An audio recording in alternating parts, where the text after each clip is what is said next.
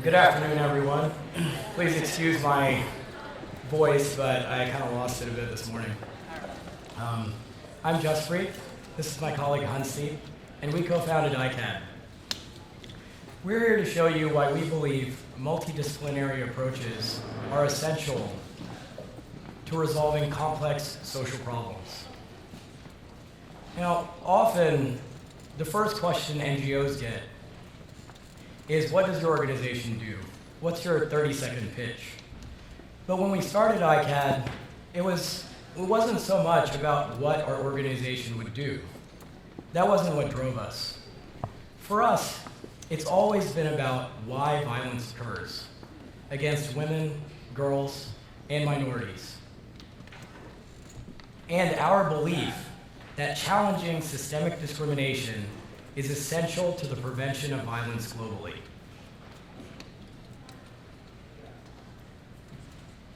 As a focal point for our discussion, I'm going to take you to a part of the world largely ignored outside of top 10 lists of places to go on vacation. The Pacific Islands, which includes beautiful countries like Fiji and Vanuatu. Over the past 3 years, we have been working with organizations in the region to challenge systems that perpetuate gender-based violence. I'm going to share a story with you. It's a bit of a hard story to tell. But this story offers us a poignant example of how bias in the judiciary blocks access to justice for victims. To protect the identity of the victim, I'll call her Talia. Now, Talia and her husband Lukey had 4 kids, with another on the way. Talia was 8 months pregnant. One day, Talia asked Lukey to attend a meeting at their pastor's house. Lukey insisted on staying home. According to Lukey, Talia asked him if the reason he didn't want to go to the meeting was because of an affair she had in the past. Lukey lost his temper and picked up a rock that was being used to hold down a mosquito net and threw it at her, hitting her face. Talia screamed. Lukey ran over and began choking her and covering her mouth. She bit his fingers. He picked up another rock and hit her in the head 3 times, killing her. Now, when the case went to court, prosecutors had already dropped the charges of killing an unborn child and had reduced the murder charge to manslaughter. His defense counsel, Lukey's defense counsel, brought up a number of mitigating factors. Now, mitigating factors are factors that a judge can use to reduce the sentence in a case. The first mitigating factor the defense counsel brought up was that she had provoked Lukey to violence by bringing up her infidelity. It's important to note that she had already been penalized by the village council for this affair, and the affair was public knowledge. The other factor brought up was that she had provoked him further by biting his fingers. And the third was that Talia's family had accepted a cow, 2 pigs, some fish, 10 woven mats, and about $780 in a cultural reconciliation ceremony. Lukey faced 10 years to life for manslaughter. But instead of focusing on the vicious acts that he committed, the judge engaged in victim blaming. He said that Talia had created a substantial degree of provocation. So in the end, he gave a 5.5-year sentence for killing the pregnant mother of 4. Our analysis has shown, because this is not an isolated case. Our analysis has shown that gender stereotypes and customary reconciliation practices have reduced sentences in 52% of cases in the region. And judges are not the only barrier that blocks access to justice. The first barrier is cultural practice. Religious leaders are often the first people that women and girls reach out to for help. Untrained on how to properly counsel victims, they will just default to reconciliation, saying that it's better to keep a family together or that you should avoid the stigma of being a survivor, the social stigma. Other members of the community, even women, are often also not sympathetic to survivors. This is because a vast majority believe that physical abuse is justified if a woman doesn't prepare food on time or refuses sex. Another barrier is healthcare providers. Even when a victim seeks medical attention, doctors and nurses will not document injuries correctly. They won't record whether the perpetrator was an intimate partner or a stranger. And in cases of sexual assault, they may not preserve evidence correctly. As you can imagine, this has real consequences for future prosecution. Police are also a barrier. When a woman or girl, in the rare instance a woman or girl approaches the police, because it is rare, they won't take her seriously. In one case, there's a woman who had reported an incident to the police. She called the police and she said, I just faced this incident of violence. And they said, well, come down to the police station and file a report. She couldn't leave her home. Her husband was still drunk in the yard after meeting her. And when the police showed up 2 days later,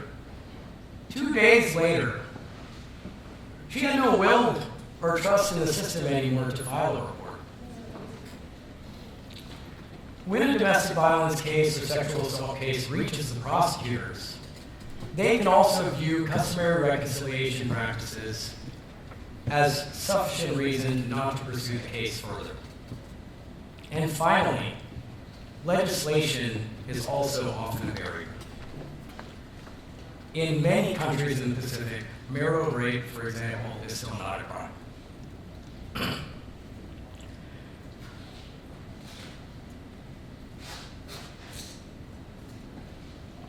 These barriers are a serious problem that women face. But these challenges are not simply just in the Pacific. We see variations of systemic discrimination everywhere, from our work on maternal health in India to our work on hate crimes in the US. My colleague Hansdeep will now share an approach we take to identifying solutions to structural problems. Hello, excuse me. Hello, everyone. I know that was heavy, so I'm going to take a physical step back, and you all take a metaphorical step back, and then we'll continue this journey. So you may have two questions in mind. First, why are two guys from the US working on gender-based violence in the Pacific? And second, the more profound question, are these two guys brothers? These are also the same two questions Foundations asked us during our first year when we started as an organization. One Foundation program officer actually told us point blank, we had no business working in the Pacific because we didn't have a decade of experience working on these issues locally, and that we lacked the ability as an organization, the capacity as an organization to address systemic change. Now, we were in the early phases of starting ICAD, but we never saw geography or capacity as a barrier to serving people.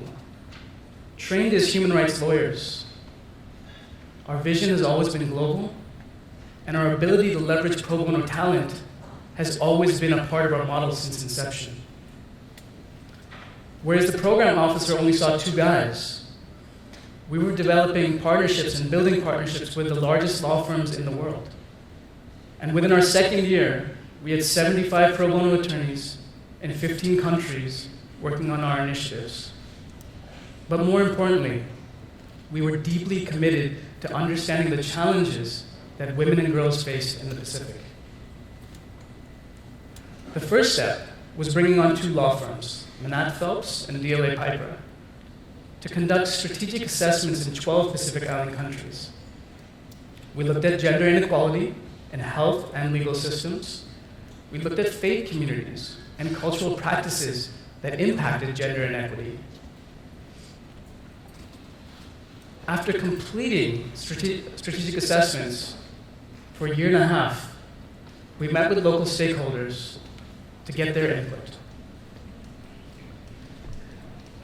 The key to engagement was meeting each and every one of them with respect and humility. The common theme we emphasized in each meeting was the amazing work being done already by women's rights advocates in the region, and our desire to share our global resources and our technical expertise that we had developed over time. Now, Jaspreet has talked to you extensively about the barriers that women and girls face. When you look at the totality of the problem, it becomes clear that multidisciplinary collaboration is essential to address the intersectionality of systemic discrimination. So simply put, what does that mean? Simply put, if our goal is to achieve systemic change, it will require us to move beyond and look beyond the legal arena for solutions. So, over the course of the last few years, we have developed partnerships with women's rights NGOs, data scientists, information technologists, design strategists, universities, government ministries, UN agencies, and law firms to help inform and shape our interventions. Here's some examples. Design. Students from the Parsons School of Design developed a systems map that visually identified the local, regional, and international organizations and government agencies that were best positioned to help us fulfill our interventions. Women's rights. Local Fijian advocates helped us to reframe and expand the scope of our analysis to include gender stereotypes in our trainings. Law. A global law firm in Australia assisted in the review of 1,000 sexual assault and domestic violence cases in the region.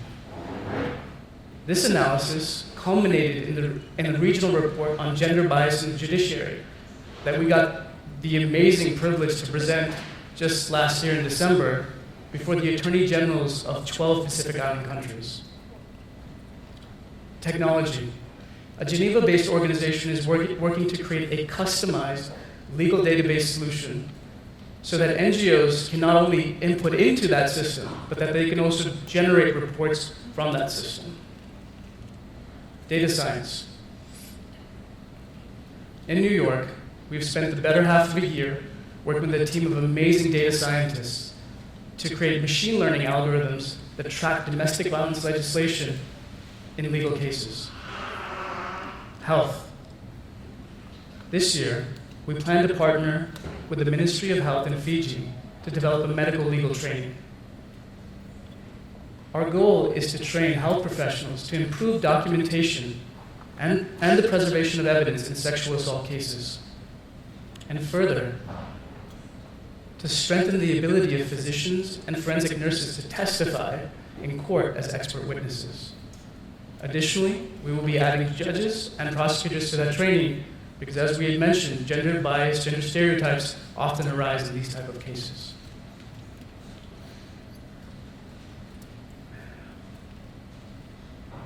In order to truly change societal behaviors and attitudes, the systems that are designed to protect and safeguard the population must reflect society's highest aspirations of inclusion and substantive equality. What you're beginning to see is that there are multiple approaches that are necessary to make a dent, to make a true impact on systemic challenges that women face, that survivors face. So, coming back to those two questions I posed earlier. Why did we choose to focus on gender-based violence in the Pacific? 4 years ago, both of us were representing Indo-Fijian women who were seeking asylum here in the US because of gender and ethnic persecution. From those cases, we learned not only about a country, but about a region that had the highest rate of violence against women and girls in the world, at upwards of 66%.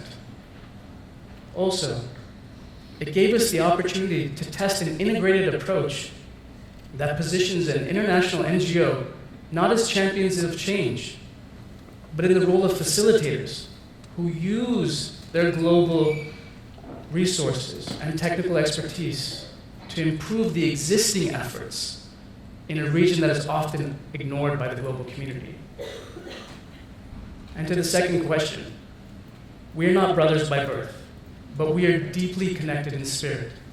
And it is that same connection we seek when we travel 10,000 miles away for work. When we leave our families, the hope is that we are embraced as brothers by the communities we serve. Thank you.